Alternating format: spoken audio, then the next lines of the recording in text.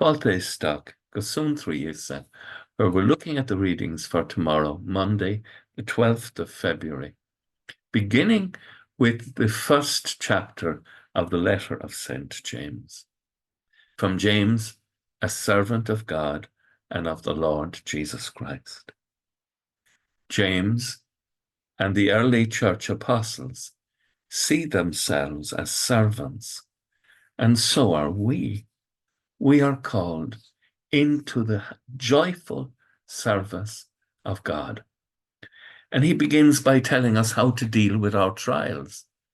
Brothers, you will always have trials, but when they come, try to treat them as a happy privilege, because your faith is being put to the test, and patience will have very practical results.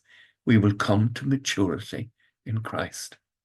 Something, as you get older, you desire a lot, to put aside not the child, but childishness, and to be able to accept suffering, to follow Christ, take up your cross and follow him. But know that when you do so, he's leading us to the fullness of life. And the fullness of life involves going through an element of suffering, an element of Calvary, so that we may come to elements of resurrection in our lives. Psalm 119, your law from your mouth, O Lord, means more to me than silver and gold. And we have to pray for that to become true, that we come to know the law of the revelation of God's love. And Mark chapter 8. This is very sad.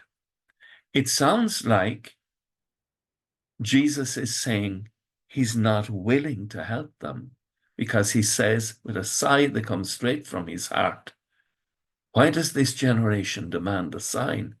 I tell you solemnly, no sign shall be given to this generation.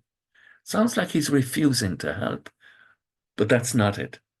What it is the greatest sign is the crucifixion of our Lord Jesus Christ, the revelation of love, what St. Francis de Sales will call the Academy of Love, what St. Anselm will be fascinated by.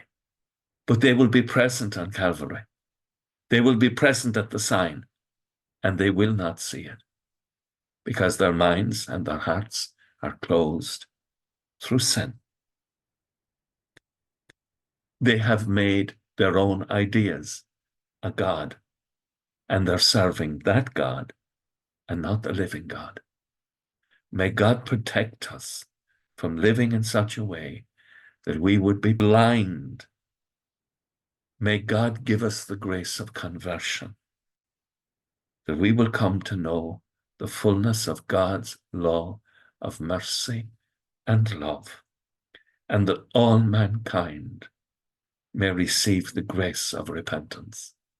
With thoughts such as these, let us go to our beds and let us pray that we shall indeed awaken in the morning with the praise of God on our hearts and on our lips. Agus gamana dia elakok de kshiv, ahar mak agus spirit nave. Amen. Slán go fóill. Bye for now.